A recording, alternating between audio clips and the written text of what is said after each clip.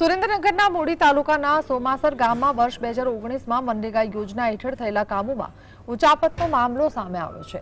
આ કૌભાંડમાં સરપંચ, પૂર્વ સરપંચ સહિત 5 વ્યક્તિઓ વિરુદ્ધ મૂડી પોલીસ સ્ટેશનમાં ફરિયાદ દાખલ કરવામાં આવી છે। તાલુકા વિકાસ અધિકારી જયદીપ બલદાણિયાએ ફરિયાદ નોંધાવી છે। પૂર્વ સરપંચ દ્વારા ખોટું નામ ચલાવી 29,000 રૂપિયાની ગેરરીતિ આચરવાનો આરોપ છે। વર્ષ 2019માં સરપંચ અશોક ગોલાણીના પત્ની શકુંતલાબેન ગોલાણી આંગણવાડીમાં હેલ્પર તરીકે ફરજ બજાવે છે।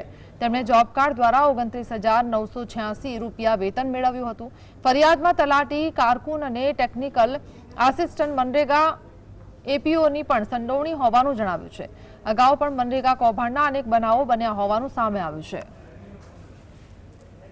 એટલે જે તપાસ અહેવાલ છે એ તપાસ અહેવાલને ધ્યાને લઈ અને તપાસ અહેવાલમાં જે કાંઈ જવાબદાર કમિટીએ ઠેરવા છે તો એને ધ્યાને લઈ અને માનનીય ડીડીઓ સાહેબ દ્વારા ટીડીઓને ફરિયાદ પોલીસ ફરિયાદ દાખલ કરવા માટે અધિકૃત કરવામાં આવેલ અને જે આદેશ અન્વયે તપાસ અહેવાલને ધ્યાને લઈ અને જવાબદારો વિરુદ્ધ એફઆઈઆર દાખલ કરેલ છે। સોમાસર એક આંગણવાડી કેન્દ્ર ખાતે હેલ્પર તરીકે નિમણૂક આપવામાં આવેલી હતી।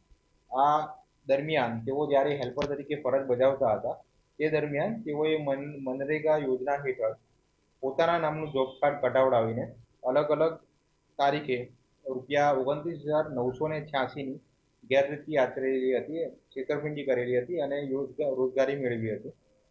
આમ તેમણે સરકારી નાણાંની ઉચાપત કરેલી હતી।